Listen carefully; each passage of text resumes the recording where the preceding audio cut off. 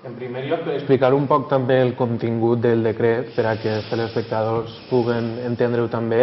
és un decret que primerament està fet basat en el marc comú de referència europeu respecte a la gestió lingüística. I és un decret que, a més, el que fa precisament és igualar les oportunitats que han de tindre l'alumnat valencià a l'hora d'aprendre valencià, castellà i anglès. Les situacions desiguals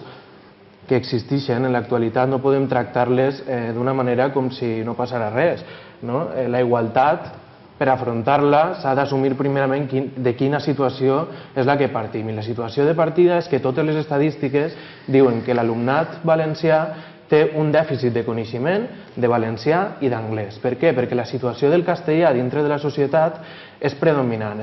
als mitjans de comunicació, és predominant a tot l'espai públic i, per tant, el valencià, que és una llengua minoritzada, i l'anglès, que és una llengua que hem d'aprendre per tal de projectar-nos al món amb garanties d'èxit, havien de ser, d'alguna manera,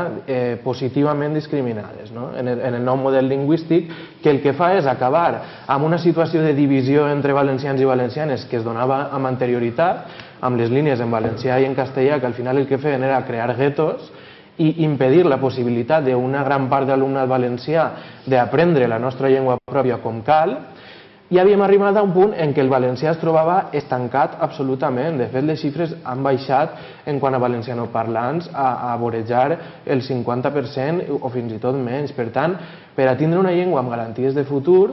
tant el valencià, que és la nostra llengua pròpia, i per tant hem d'estar orgullosos i orgulloses de que s'aprenga a les escoles, com l'anglès, que és una llengua que és necessària per anar pel món, avui en dia necessitaven que s'impulsara des de les institucions. I per tant és un model consensuat amb els professionals, és un model consensuat amb el marc comú de referència europeu respecte a la gestió de les llengües, i és un model que acaba amb aquesta divisió de línia valencià, línia en castellà, i a més és un model que s'ha fet pensant en que els centres educatius siguin qui decideix si s'avança o no s'avança cap a aquest model, cadascú al seu ritme. I la veritat és que ha sigut un èxit, perquè a la província de Castelló més del 80% dels centres, a les comarques de València també les xifres estan al voltant del 60%, i en Alacant més del 50% també han escollit avançar. Per tant, crec que hem d'eixir d'aquesta situació de conflicte, crec que hem d'eixir d'aquesta situació històrica d'enfrontament entre valencians i valencianes respecte a la qüestió lingüística, i hem d'anar cap a un futur on es projectem al món a través de la nostra pròpia autenticitat. Més valencià, més anglès i, per suposat, el castellà, que té una situació predominant en tota la societat actualment. En primer lloc, si fos discriminatori, dubte molt que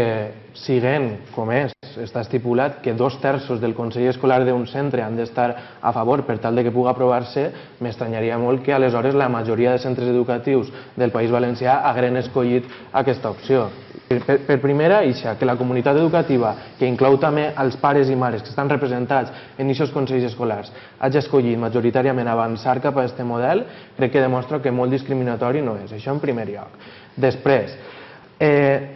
ara la preocupació que teniu ara al Partit Popular sobre l'anglès és que a mi em sorprèn, perquè abans precisament el que passava amb el model de línies en valencià i en castellà era que ningú aprenia amb garanties l'anglès i que efectivament, abans sí que passava això. Qui no podia pagar-se una acadèmia privada no aprenia amb garanties l'anglès. I el que pretén aquest model precisament és que s'aprenga l'anglès amb garanties. I a més, ho he comentat abans ja, tractar la situació del valencià en peu d'igualtat amb el castellà i amb l'anglès, quan en aquesta societat el valencià és reconegut pels sociolingüistes, que són els especialistes en la matèria, com una llengua minoritzada, perquè en l'espai públic no té la presència que hauria de tindre, no tenim mitjans de comunicació en valencià,